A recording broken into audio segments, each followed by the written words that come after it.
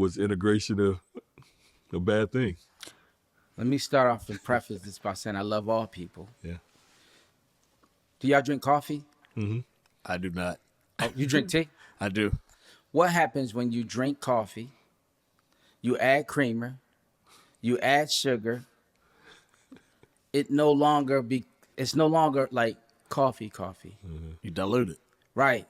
And so but it also loses some of its power in the dilution. And that power may be a mental power of understanding who I am, what aligns with me. And so we can coexist, but if we don't recognize, say, I'm gonna go through this whole cyclical process of emotional intelligence, starting with self-perspective. And so what integration did was it moved us off our fight, because that was when we was most connected, right after slavery. And that's how we were able to amass what we amassed during our Wall Street. We ensured that if people couldn't get on the bus, we started transportation companies.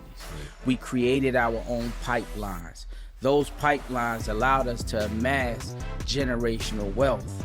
And so in saying that, there was damage, significant damage done with the integration, because you pulled our best and most talented, and we no longer had the doctors in our neighborhood. So the money that was going in the community was taken out of the community and placed in other places.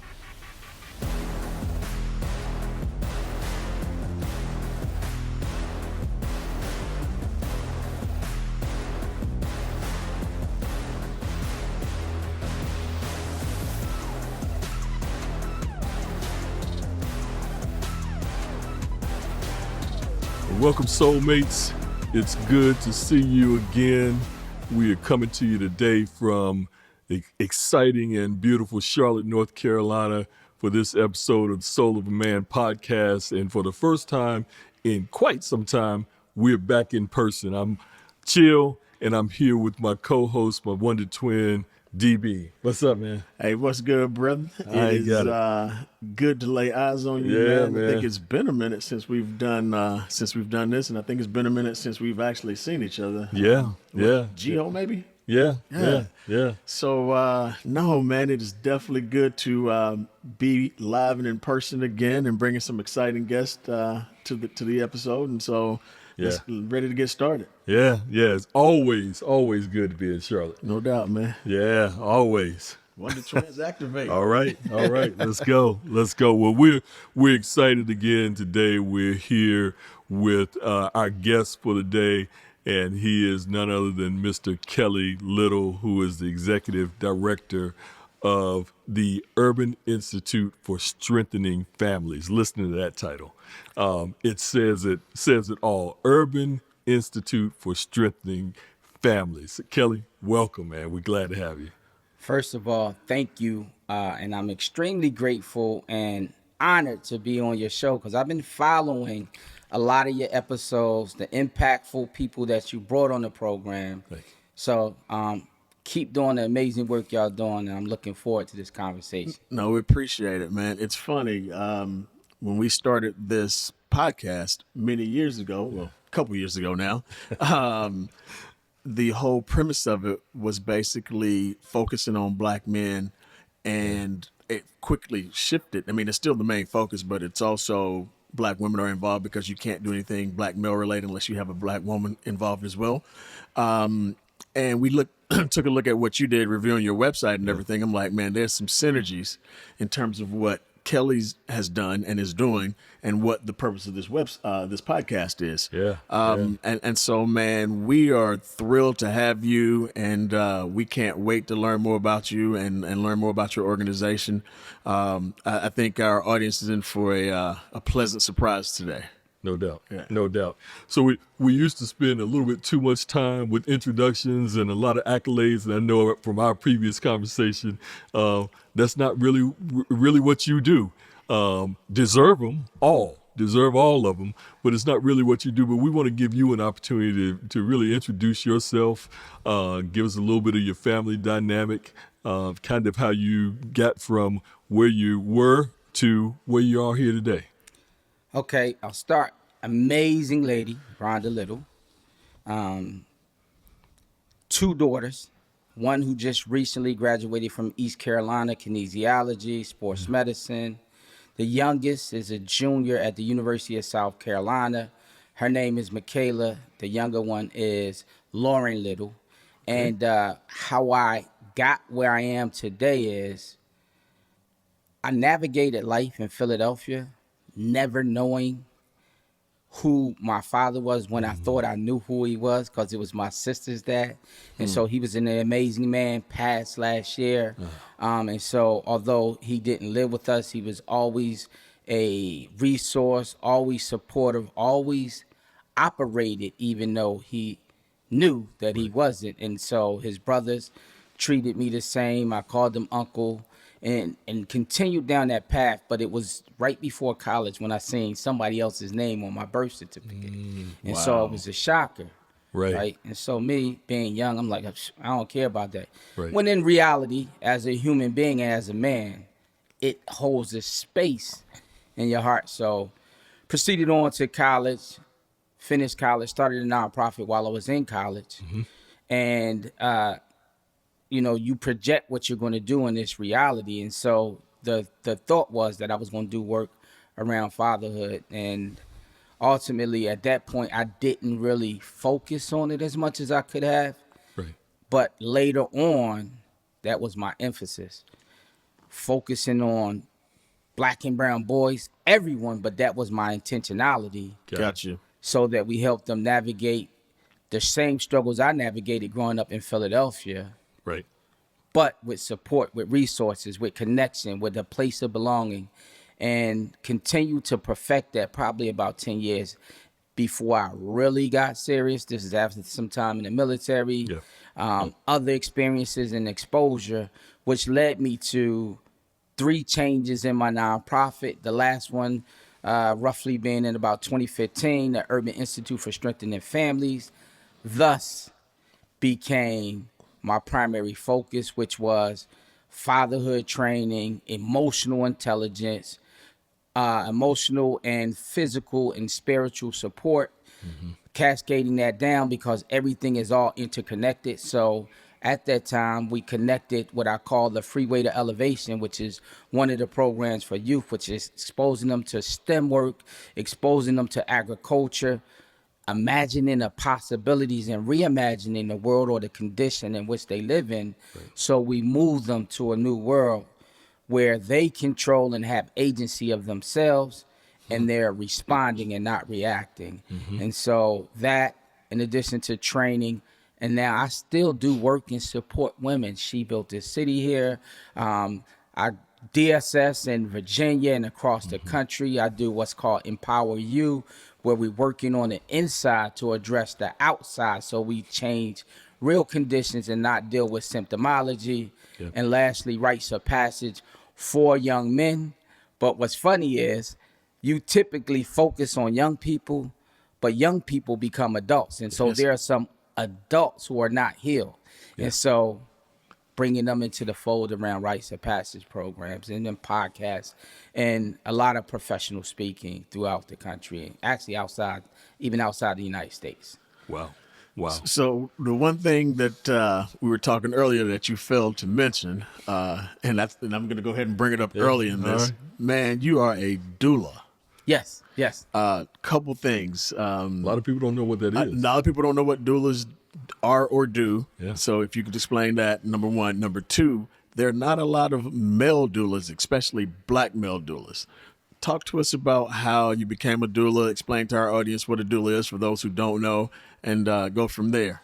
So what a doula is a person who provides emotional support, some physical support, not medical support, and helping women navigate this pregnancy process, making sure that we mitigate the probability of babies being breached, reducing cesareans to natural births, explaining what the process is and how to advocate for yourself, so that particularly Black women, and maternal health is really bad because they're not given the same opportunity, or what I would consider the same credence when they're saying something physically wrong with Right, them. right. Doctors shift them in a different position. So for the work that I do around fatherhood, well, we can't be a father if there's not a woman involved in it. So a part of that comprehensive thing that we call fatherhood is tied to us ensuring that the baby makes it through healthy and mom makes it through healthy. The other parts of being a doula, so many powerful groups of women who are doulaing, and so also we think that moms are the only person in the process sometimes, and forget to understand that unfortunately when something does go wrong, everybody's consoling mom. Nobody has conversations with dad, and so he's left to his own vices, which is his own mind. Could he have done something differently? Could he have prevented it? And as a provider and protector, which are only two of the roles that we are expected to do, because right. we're nurturers, we're educators, we're empowerers, we're supporters, we're all those things. But to be out there by yourself Yeah. and not have the encouragement of others if something goes wrong, or when a baby comes in the world, same thing. Mom went through a distressful thing.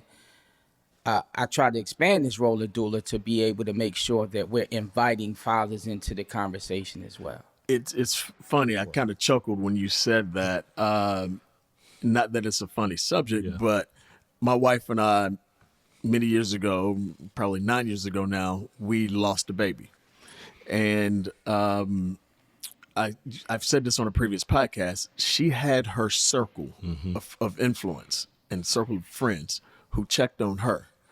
I didn't have that. And you said it. I wondered if there's something I did wrong, something I could have done better. Was God punishing me for something I did in my past? The whole 9 years, I had this litany of thoughts going through my mind, and there was nobody there to check on Dad. Yeah. And I was probably as hurt in this situation as she was. Yep. But I kind of had to navigate those waters alone. Don't get me wrong, she did exactly what she was supposed to do in terms of being my wife and being my support system, but she could only do so much because she's the one who lost the baby. Right. So, man, kudos to you for taking care of our sisters through their maternal process, but secondly, having the bandwidth and the forethought to take care of the brothers as well, man, because a lot of times we just don't have that. So, man, my hat's off to you for that, brother. Yeah. I appreciate it. And I cannot talk about doulas without mentioning.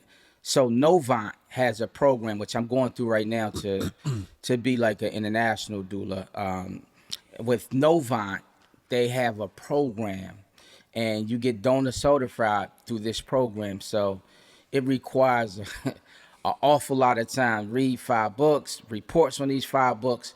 We spend 12 hours on Sundays at the hospital. Wow. I have Dreamweavers, which is the cohort name of our group. Amazing sisters who are doulas going through this process. You have to do 3 births, support on 3 births from the beginning all the way through the end. We shadow doctors, we shadow midwives, we spend time supporting in that hospital. So again, Novant Health is the preceptor of this, and Lugenia is the preceptor over the program. She's a registered nurse, but also a doula. Her husband David is amazing, and then lastly, Raquel Washington, who works at Atrium Health. Gotcha. She's doing some of the same things, and she's a postpartum doula. And my background is around mental health, so being able to ensure that people are mentally, physically, and spiritually connected and aligned really kind of takes us back to what our ancestors and our great parents already did. So it's already built into our DNA to be able to successfully support people through the birthing process and after the birthing process, ensuring that the child develops healthy inside the womb and once the baby is released. No, good deal. So before we dive in it, dive into the Urban Institute, you are also a friend of our show, Yeah. Brother Jamal Kennard, Coach K. Oh yeah, oh yeah. Good friend of mine, amazing brother, committed, really taking the neighborhood. Him, another good brother of mine, brother Adrian Sundiatis, Yep, up there I know helping him. to expand our thought processes, taking us back to traditional things that we've done, and really tapping into the soul and the spirit of a man. No pun intended. We'll take it. Fun taken. Yes. But it's so powerful to one have both those brothers, and we bounce things off when we need to. Me and Adrian don't live too far from each other. Jamal I talked to a couple weeks ago, and so we always try to make sure we're feeding each other stuff, we're supporting one another. But I'm glad you brought Jamal up. Yeah, do me a huge favor, man. Tell Brother Adrian that Quan's brother, because he knows my brother, they're really good Okay. friends, said hello, and we got to get him on the show because he has a crazy story Yeah, as he well. does. Yeah, so we got to get him up here. Yeah. Well, in this somewhat crazy society that we're in at this point, we talked a little bit about the current political environment landscape. What does fatherhood, specifically black fathers, what does fatherhood look like, or what should it look like? And you brought up protecting and providing, and we're much more multi-dimensional than that. We've got a lot of female followers, and I want them to hear it from someone outside of us. Uh-oh. Okay. You got to get comfortable for this one. I do. Okay. But help us out. What does it look like? So fatherhood looks like a multitude of different things. Yeah. First, it's a difference in just being a physical or financial provider.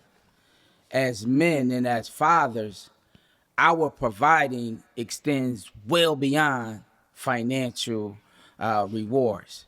It is supporting our kids, not with present, but with presence, active engagement, teaching. So we provide education, we provide instruction, we provide support. And I know this drives women crazy, but there was a time when we threw our kids in the air and we catch them. Moms may not like it, but it's known to ensure that young people feel supported. So there's research and data around when fathers do skin to skin with their children, the impact is just as effective, if not more effective, than when mother does skin to skin. Yeah. Now, additionally, a good father is also teaching his son or daughter or both how to treat a woman. And so we become our children's, particularly the daughters, first date. Yeah. We are the image that they'll remember in terms of how they connect with the world. When you think of fatherhood, right? Values, character, ethics, advocating for ourselves, for our family, social responsibility. And, you know, that social responsibility means if women are not being paid what they supposed to be paid, that as a father and a man, we do our job to advocate on behalf of them so that our kids will see that. Because historically, and y'all both know, we were taught, do as I say, not as I do. That's right.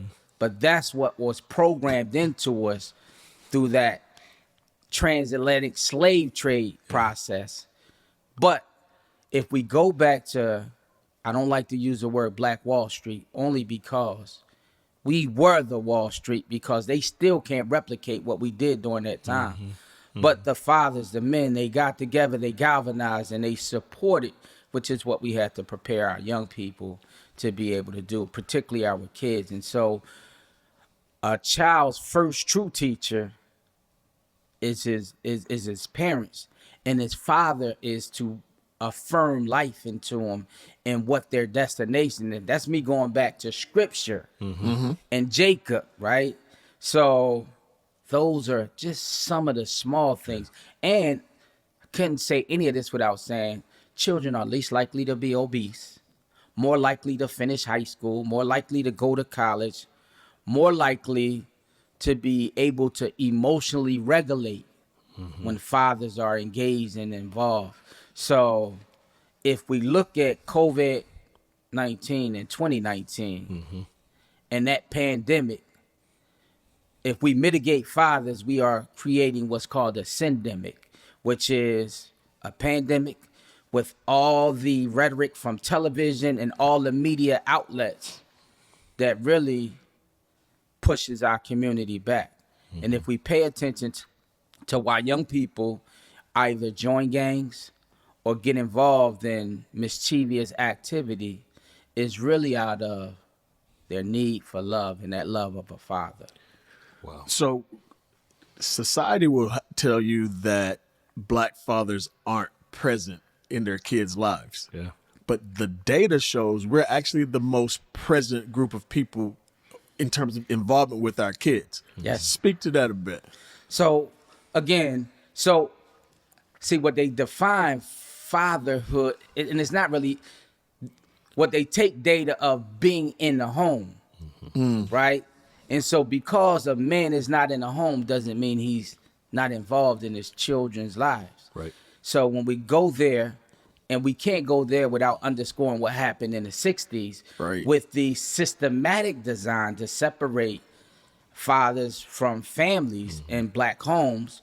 And again, I worked 10 years in the child support system. Yeah. And was probably one of the single most first in making sure that I infused bringing men in, having conversations, shifting perspectives, and galvanizing a fatherhood component inside fatherhood for over 10 years before I left, and still work directly with them, with fathers. So when you speak to that data, I'm pulling out the non-custodial parent who's not in the home, which I hate that name. Right.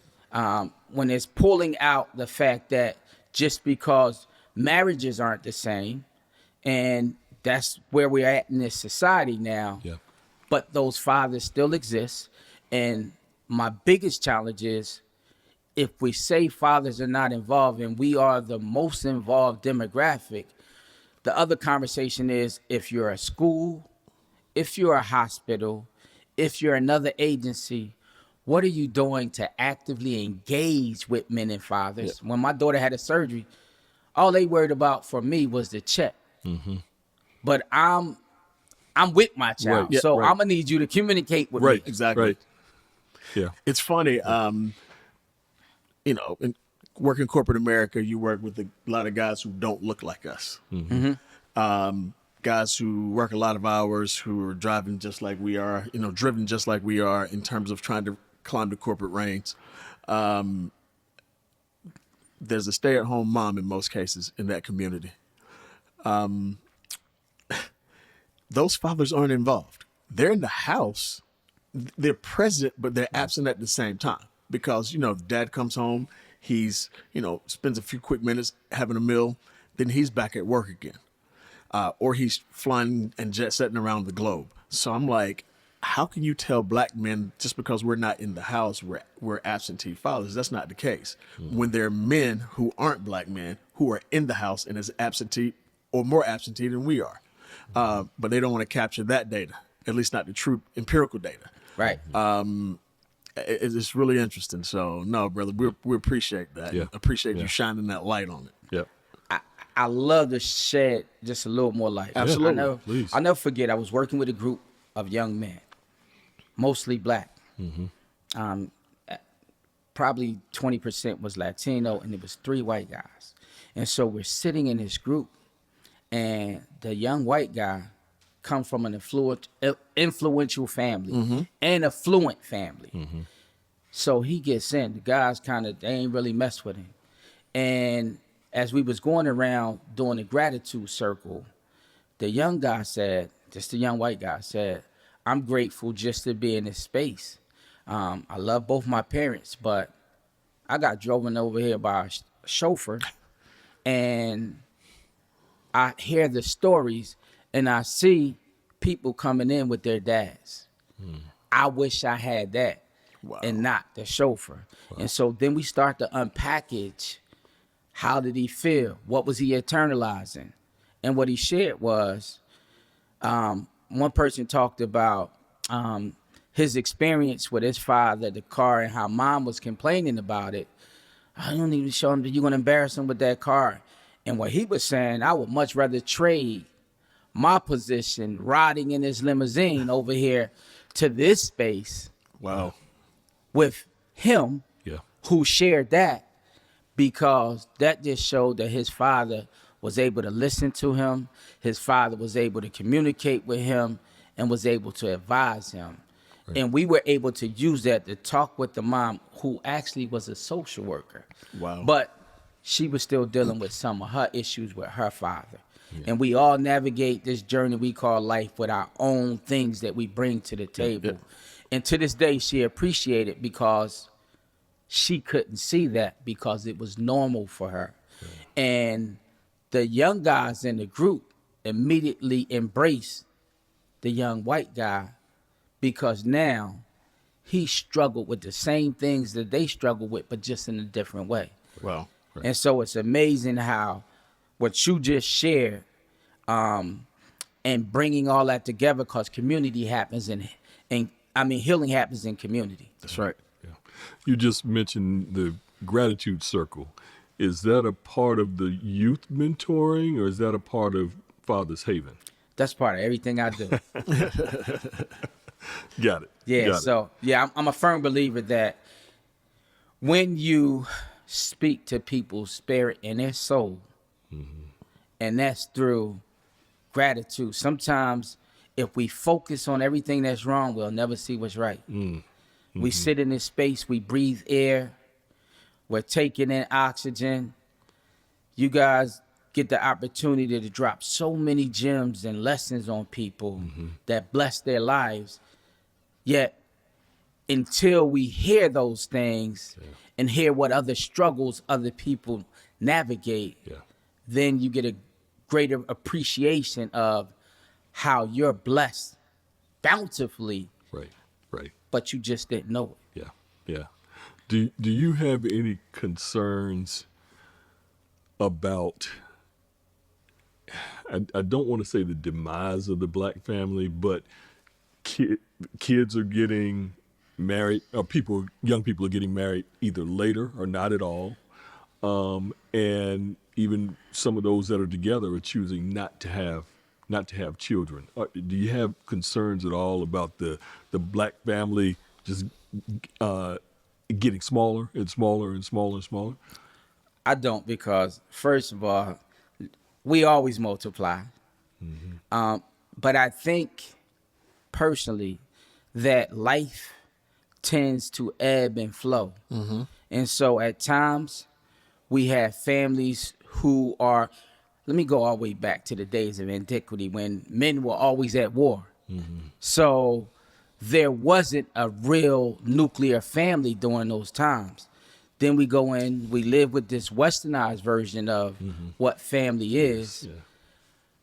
But in times and conditions of struggle, people tend to connect and refine themselves. And it's podcasts like this, podcast called I Am Dad with Brother Kenny Braswell, good friend of mine, that speaks to the importance of men. And when we model what fatherhood is, what manhood is, that will fix itself, because that's a natural alignment. So television, back to your point earlier, right? We'll send these myths and stereotypes out with inaccurate data that's not empirical, that will say one thing, because war doesn't start with physical violence. It starts with a message that people will put in the atmosphere to allow us to think that. And back to being incarcerated. I can be incarcerated and never step foot in a jail. And so this mental incarceration around what the black family is Yeah. is not true. It's not the days when we were having 9 and 10 children, Yeah. but it is the time when we're having 2, 3. And in this moment, I might not want children, but later on in life, when I see value, when I see men appreciating their kids and talking about their kids, and my sister had 3 children,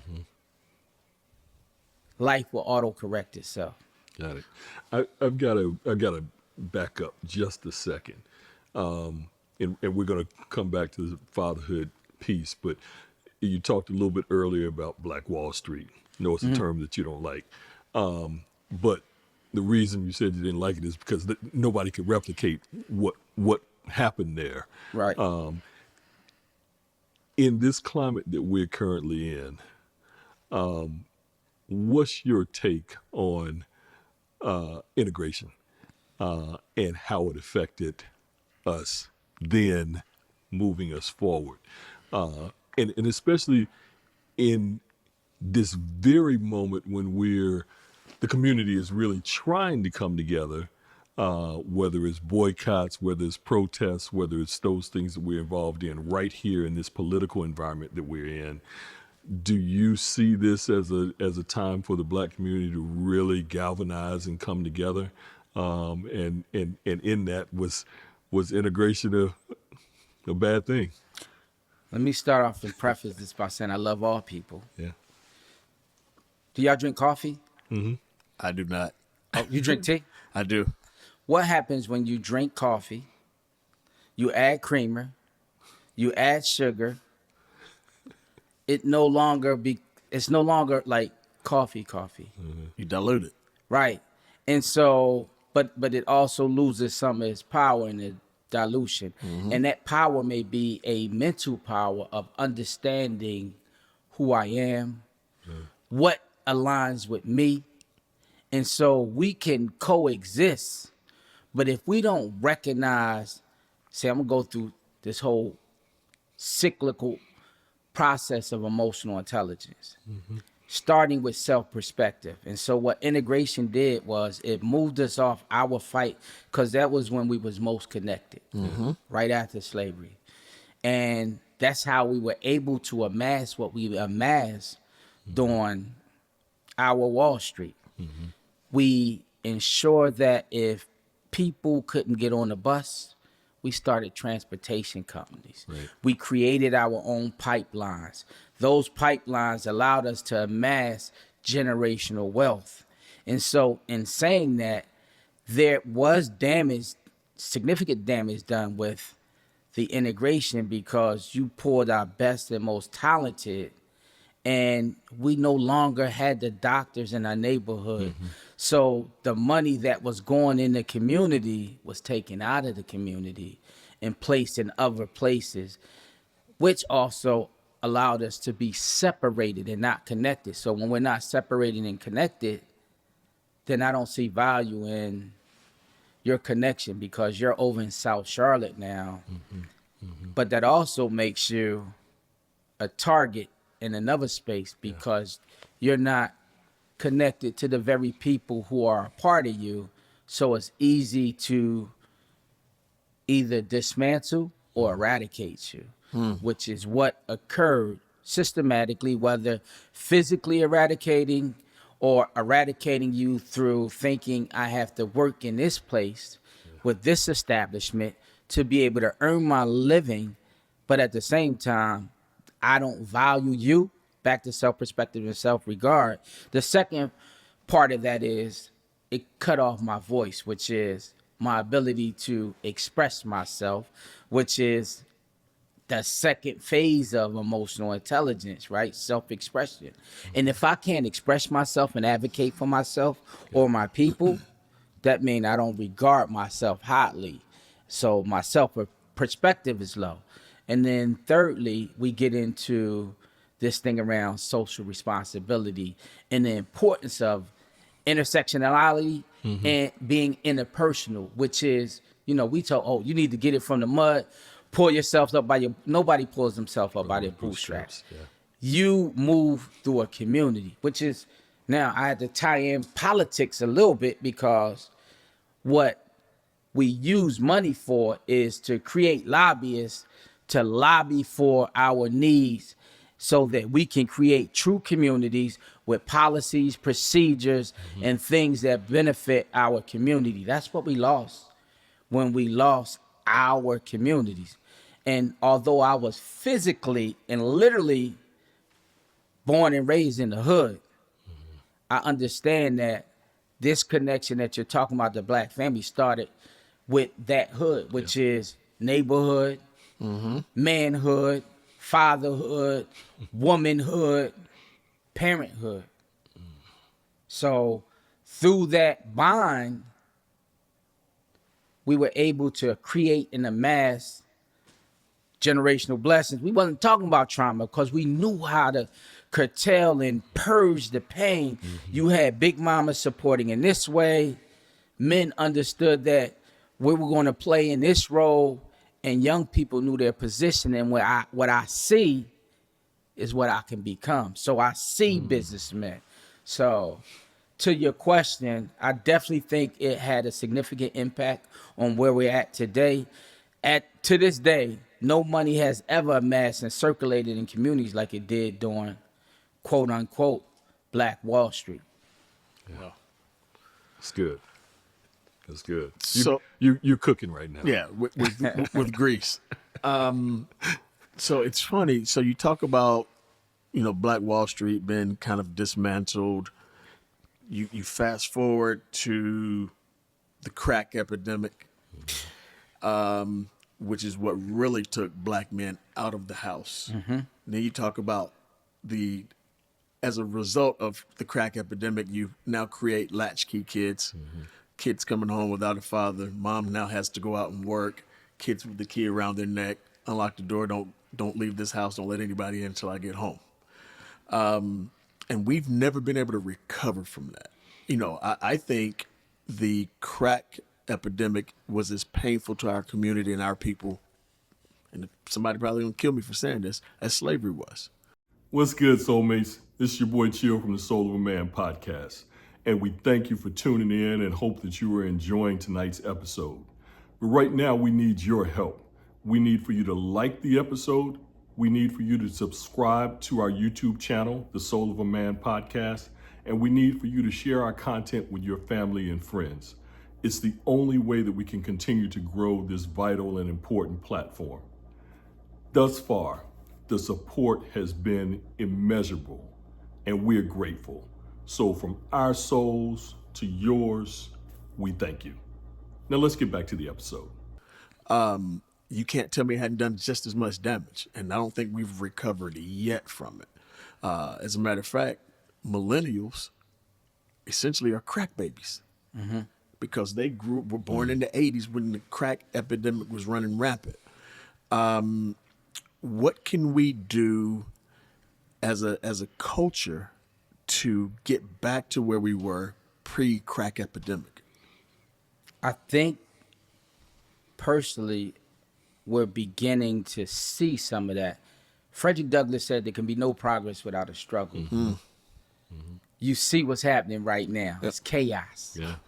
But also I'm seeing more people moving towards entrepreneurship or serial entrepreneurship, which now is teaching other younger kids that's coming up a lot about how to support yourself, how to grow your own food. And by virtue of that occurring, we're creating the same thing, but in a different way, just the opposite side of that spectrum of what happened during the crack epidemic. I'm 54, so I can tell you what it was like when I was growing up in the 80s. Yep, same.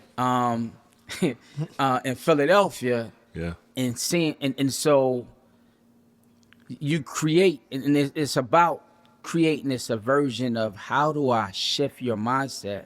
One, let me back up. Yeah. I cannot talk about the crack epidemic without talking about the pain that caused.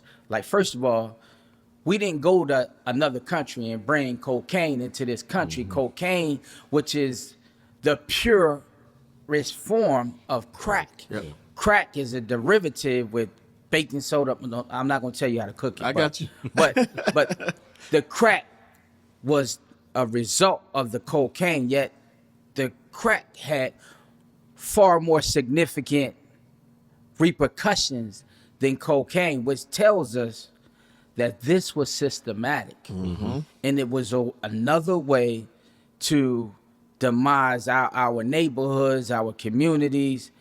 But what they won't talk about is the pain that was associated with the crack epidemic, which is why we were strung out on crack. Yet if we fast forward to the day, I will see, a white paper on the opioids, which I'm going to eat that up because I've written at least 10 responses to that and how we had people still locked up in prison as a result of crack cocaine, which is no different than what people deal with the opioid situation. Yep. It's funny. I was literally, if you weren't going to go there, I was going to go there. So I was watching Cam Newton interview with John Hope Bryant.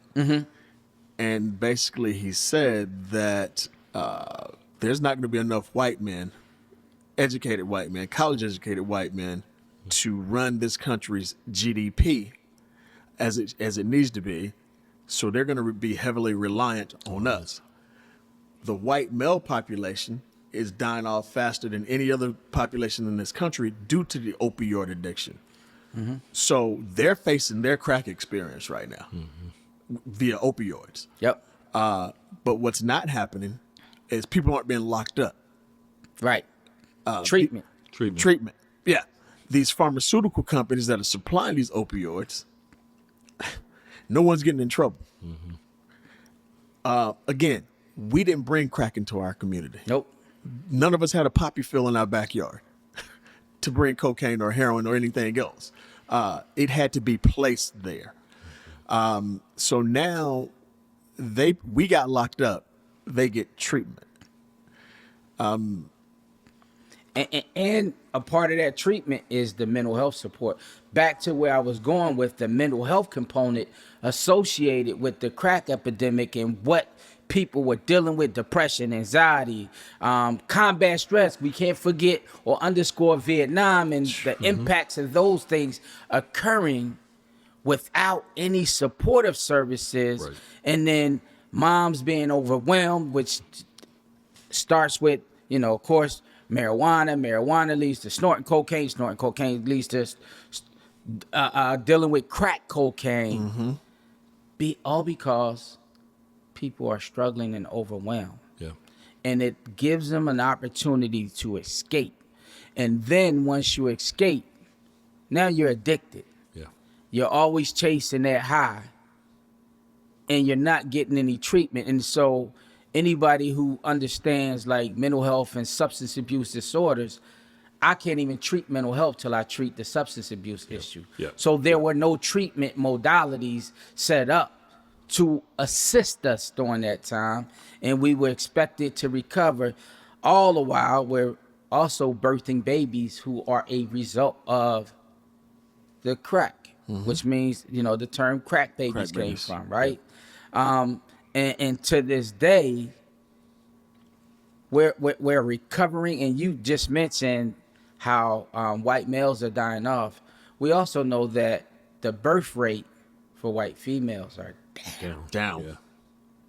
This is why I go back to I'm not as worried because the only group of people on the planet of Earth who always tends to populate and not be impacted are melanated people. Yeah. Yeah. So Yeah. With all that has been said to this point, brothers who are coming to the Urban Institute for assistance, for support, for guidance, for learning, are they coming on their own? Do you go out and seek folks? Or you pointed in the direction of folks that someone says, hey, Kelly, I know a group of brothers. I know a brother over here that needs some support from you. Or are men coming to you on their own? Because we tend to try and handle things ourselves as opposed to asking for any help. So I'm just curious about your thoughts around all I'm loving that question. So all of them. that. Okay. So initially, the majority of them was coming through that same piece that I created when I was at child support. Just a year ago, child support changed its name from child support enforcement to child support engagement in some places and child support services in other places. So as a vehicle for I think it's an 1117 waiver through the Federal Office of Child Support or the Office of Child Support Services tied to the Administrative Office of Children and Families, there's a waiver. On that waiver, which is the one I wrote, it's 15 years ago now, they're still working with myself, the Wow. Urban League, Wow. and Dandridge Consulting to provide support. So these guys come over, they're ordered by the courts.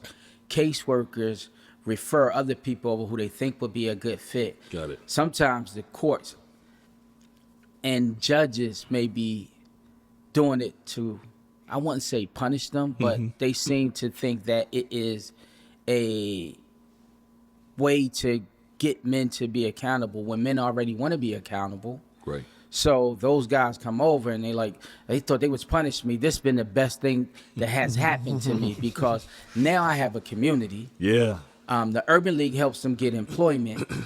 Yeah. Then I can't forget and underscore Shanavia Montgomery, who works for Caring, which is a healthcare organization here with a piece called A Guided Journey. And they have a HRSA grant, which I wrote for them, the fatherhood component. They're sending males over to get support around fatherhood to help moms. And so you're getting referrals from child support going to the Urban League. I'm helping with that piece. Caring has created a space where we have a consortium where we're talking about nutrition, heart health, doctor. Oh man, this is a powerful woman, Dr. Carmenia. Amazing with the American Heart Association. So it's not just the one component around the fatherhood piece, but we also know that our communities, through our sodium intake, our dietary habits, are dying. And so her and Dr. Crank, who works with the American Association, I think, for diabetes, also have been an amazing help to be able to ensure that we're able to grab fathers from there. And just the relationships through the doula piece of my connection with others, they're referring males over. Women are saying, okay, you know what? I want my husband or my boyfriend to be connected with this. And then as other guys here and other programs here, they might reach out, love what you're doing, need to come over. And so I got pods here. I got work going on down in Goldsboro, North Carolina, a little bit in Greenville, North Carolina, some over in South Carolina, born and raised in Philadelphia. So I got stuff in Philadelphia. Just up your way in Greensboro, just some work with High Point and Winston-Salem, and had some conversation with some males in Greensboro as well. So you mentioned that. So, in looking at your site, it said over 8,600 young men have come through your program, over 3,500 men. How do you guys measure the outcomes and the effectiveness of the programming that you do? So, and let me ask one thing, because it may kind of, this question may kind of lead into that. Is there a 3 or 4 common threads that you see that go throughout fathers in particular, or the young guys in particular, that are problems, barriers for them?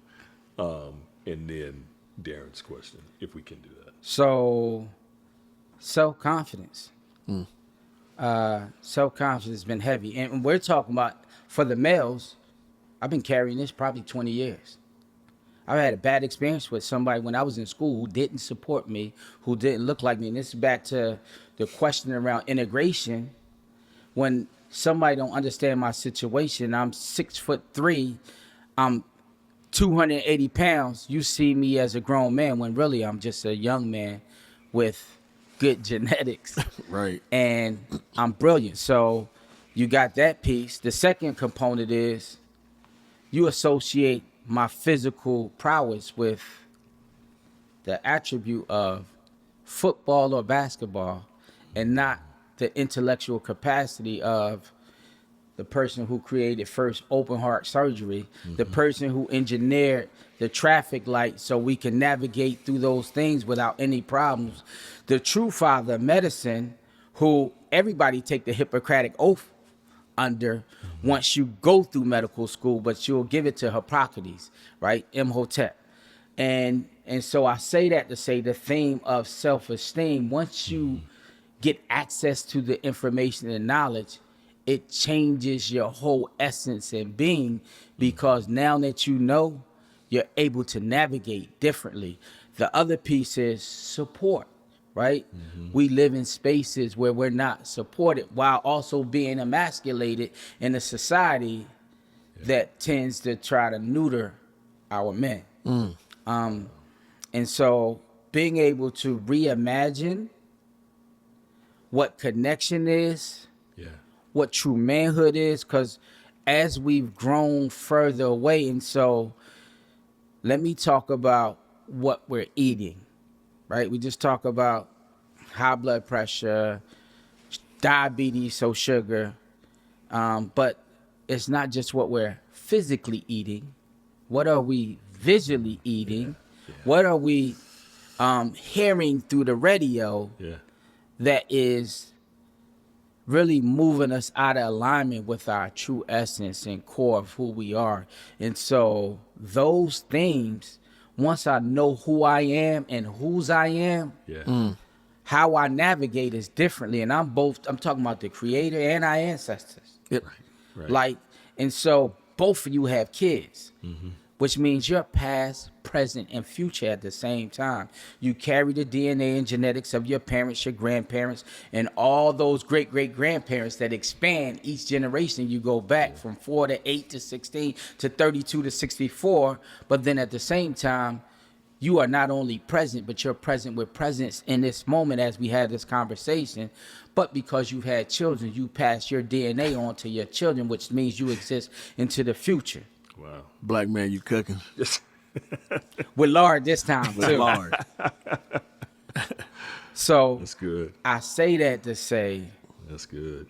those are the themes. And so we're just in the business of not dealing with the symptomology. I'm going to shout out my good brother Marifa Ukweli, my brother Rod, my brother Chris Howard, Minchaya Zari, and Justin Perry, therapist, president of Communities in Schools, Crossroads, where we work. Rod's a insurance guy, and he does real estate, and Chris does a number of things, and leads a nice Pythagoras on the Masonic side. But all those brothers work in a community that was a affluent middle-class community established by a black guy by the name of Mr. Greer. Okay, and CJ, young CJ is 22 years over there, sitting amongst men, and he doesn't even know how powerful he is, but he's one of our conduits to making sure we connect, because he lives in that community. His family grew up in that community, and so I'm using them to say that you transform based on where you at. And those young men were kind of hopeless, not doing really well in school. This is the high school kids. One of them just got on the AB honor roll. The other ones we got them in other schools now where they're actually going to school at night, but addressing other things. We're focusing on teaching them what they can be exposed to, what entrepreneurship. In our older males, we had young men that came in with a credit score. This is the kids that's finished high school, and they like 20 to 23. Credit score of 529, gotten up to like 658, some with a credit score of 700 and some change, all working to be in a place where they're creating their own pipeline and getting employment and teaching them about how to, get your own vending machine. And so I use that because in their space, sometimes we want to gauge outcomes and outputs based on return on investment. Well, what I explain to the masses is if they're 17, this didn't happen in 1 year, which means we can do a quick fix, but it's like when somebody lose weight real quick, you're going to double your weight when they come back. So we are incrementally addressing it through exposure, experience, getting them access to like a Damon Johns. They went to a little thing in Rock Hill, South Carolina, where I'm around a bunch of millionaires that look like me. And so their mindset is shift. Yeah. And once I free your mind, your feet will follow. Yeah. Yeah. And I see both you brothers got your glasses on. I took mine off just to cook. But I'm going to put this on just for a physical representation to say that I see better sometimes with these, but how you see people is how you serve people. Wow. And so if you're not looking at them based on their conditions and what they've been exposed to, then I can never see beyond what my physical experience is. And we all take different routes to get to a location. If I use the Marines, the Army, the Navy, the Coast Guards, and the Air Force, we all get to a destination different ways. Yeah. But we all support each other with fire support, air support, sometimes with logistical support to help us get there. But we get there protected in a way once we learn the process, right? You can't just go in somewhere and transform. See, a butterfly never turns into a butterfly unless it has no regard for any of our feelings, because it eat, and destroy everything. And then it's flipped upside down. It's in the chrysalis, right? And we want to cut it out, but if we cut it out, it's going to die. But once it falls down and it goes through that struggle, which is a part of its process, now what it has earned in that rite of passage is the beauty of these amazing wings with color, and now it perspective and its disposition shifts. And that's what we see as we working with these young people, that part of the outcomes that I'm measuring is that a young person isn't coming to a center smoking weed, smelling like weed every day. They're now able to communicate what their feelings are, what they need support with, right? But see, I take it a step further, because in outcomes, we got ROI, which is return on investment. And then we got SROI, which is social return on investment. So the social return on investment is when mom says that the young man now does a better job of not just telling their little brother on what they need to do. Now they show them. They're now encouraging them. They're now setting the example. So now younger brother is now in a place where they look up to their bigger brother in a different way. Yeah. And now we move from passing on generational trauma to generational blessings. I understand how money operates. I understand about investments. And through the exposure, I just transform not only my little brother that now the rest of the community is watching, but an entire community, because we no longer are just the hood. We are a neighborhood where people are paying attention to other people who are doing the right thing, who are the quote unquote cool kids. So, man, we could end it there, but I can't. Because I got one question. I'm going to request one thing of you, and we end it there, and if not, we keep going. I want you to speak to 3 groups of people, if you don't mind. First group is us. What can we do to keep moving the plan and the progress forward? So that's the first group, the 2 of us. Second group, our sisters. Speak to our sisters so they have a good understanding about what we deal with. We do this quite frequently. As a matter of fact, we just had an episode where we talked about black men only using 7,000 words and women using 20,000. And when we come home, we just don't have anything else to talk about while they still want to talk. They said it's a choice. They don't understand it's that we've been indoctrinated with this since we were this big, and it's not a choice. I've had this for 50 years. I didn't just make this up. So talk to the sisters. And then if you had the chance to talk to someone right now in white America, talk to that group of people as well. So I'm going to start with white America first. Knock yourself out. So what they can do is, one, ensure that not only are they giving us the same opportunities that they give to other white people, I need them to fund our communities without these rules that say I got to send you all this data, that you're taking the data and then generating other things with.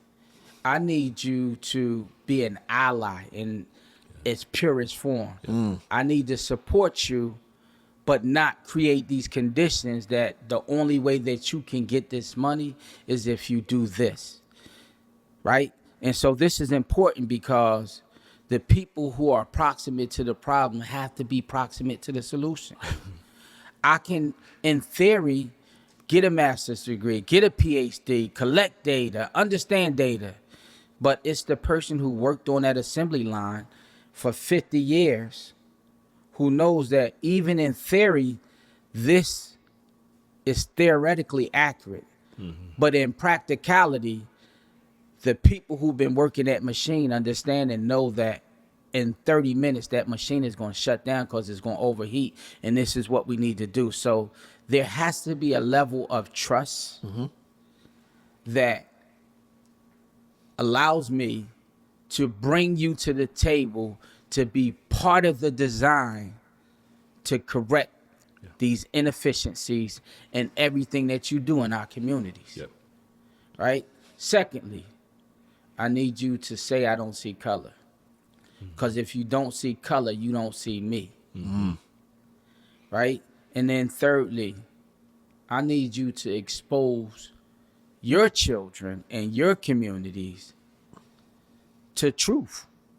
So we say, well, that happened in the past. No, but the past is a predictor of the future if we weren't as resilient as we were. That's right. Right? And so this would help mitigate some of those challenges. The person who's first on the monopoly board is the person who controls the entire board. So we got to equitabilize that board, and that requires not just showing pictures in the media or over the radio of what I'm not doing, but come capture some of the things that we're doing positively. Make sure that we make it consistent. And there are some white folk who are doing the right thing. I need you to hold the people accountable that's not doing the right thing. Right? Because you're complicit in not saying anything is a megaphone and it's saying a whole lot of something. Okay? To my sisters, couple things. First of all, you're beautifully and wonderfully made. That part. And we all have to pass through you to move in this universe. And so in that, I need you to remember that it's not a competition between you and me. And I know you struggle sometimes. That was a part of the design of the system. But as long as we are fighting one with another, it creates issues for our child, our children, and our community. So I need you to support me unconditionally, because if I got to fight on a battlefield and fight in the communities, I need you to hug and ask me how you can hold space for me when I'm around you. I need you to be able to support your brothers. And now, in retrospect, we got to be better protectors. No doubt. And we can't just blame women, because back to what you said, right? There has been multiple years since, I don't want to get into Social Security Act, but that's really when that design to break up communities established with the first school of prison pipeline before the crack epidemic around the 60s time, when women couldn't get support if the black male was in the in the home. house. So Right. we willfully moved out of the homes and tried to support as best we can. Then we was trying to survive. And so for us, I need us to learn to spend time with ourselves. We have all these advanced degrees, master's degrees, PhDs. So now we sitting at 18 and 19 years of school, sometimes 20, count kindergarten, 21. But when I ask you how much time you spend with yourself, how much time you learn yourself, how much time you refine yourself, how many times you reimagine what the possibilities are, we've taken away our ability to manifest whatever it is that we want to see, because we have the capability to do it. It's like the grasshopper. If I sit them in a bottle, top the bottle off, after 3 months and poke holes in it, the grasshopper only is going to jump as high as the top of the bottle, when it has the capacity to jump twice as hard as that. I need us to step back out, start to reimagine, do some meditation. We need to eat better, because women live for a long time. We die off pretty quick because we're not taking care of ourselves. And then I need us also to mimic women, because when they don't understand it, they don't know, they're not too prideful to ask auntie, big mama, They ask other women. they cousins. So their circle of influence and their friends add the greatest value that we can have, which is the value of connection, the value of perspective. Smart. If you're the smartest person in the room, I need you to get out that room. There you go. And then lastly, for the brothers, like, she's too emotional. No, she's actually living in what she need to live in, because we're emotional. Being impassive is an emotion, first of all. And then secondly, we have great critical thinking skills, but sometimes we move away from that nurturing component and that emotional piece, which means we then become, going back to a bottle representation, we then become a Coca-Cola bottle that you shake up, and when you open the top, everything blurts out. And who we blurt out on and explode on is the people who are closest to us. Yeah. And so we don't have to do that. This is why the Father's Haven was established, to create spaces to release, to put boundaries in place, and to exercise self-care. And I don't want you to exercise self-care once every 3 months. I need you to exercise it every day. Yeah. And so when you get home, Yeah. leave work at work. Have conversation. Sit at the table and have a meal with your family. And make sure that we have discourse with our significant others. And so this is back to my women. This is my women and my men. I need us to understand that we are neither masculine or feminine energy. We're both. We use the right energy for the right moment. And masculine or feminine energy is not actually who I am. It's a principle. One's a giving principle and one's a receiving principle. We have to be able to have discourse, because we are not 50-50 in a relationship. We're not 50-50 in conversation. We are 100% of both, and we use the appropriate tool for the appropriate situation. Because if you got a daughter and a son and you're treating them both the same, then you're doing something wrong. Because they say children don't come with instructions, but they do if we pay attention to real communication. You know what I mean? Only about 20%, some people would even say less, behavior scientists, of what percentage is communication. But the vast majority, so about 80, sometimes so about 70, is nonverbal. So when I'm having conversation with you, I'm watching your body posture. I'm watching your eyes.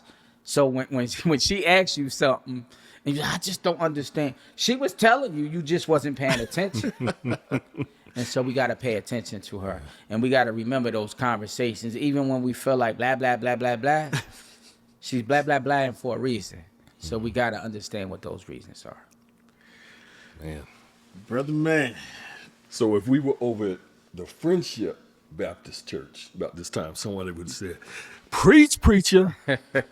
Man, we told y'all we were coming to Charlotte for a series of shows that was going to blow your mind. And if your mind is not blown after this, something's wrong with you.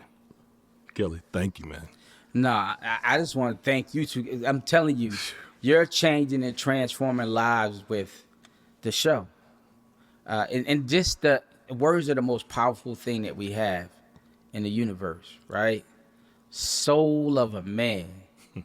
So if you speak into his physical nature, then when he gets to that wall, he might not be able to break through the wall. And they say we build bridges, not walls.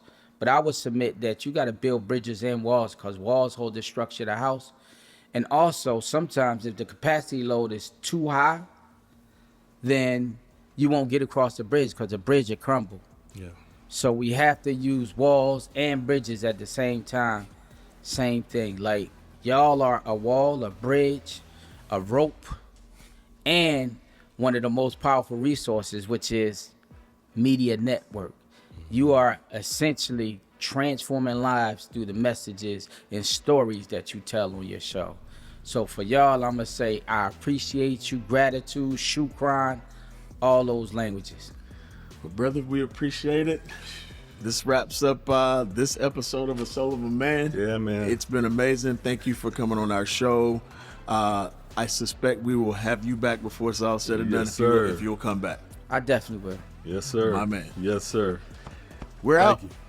Thank you. Peace and blessings.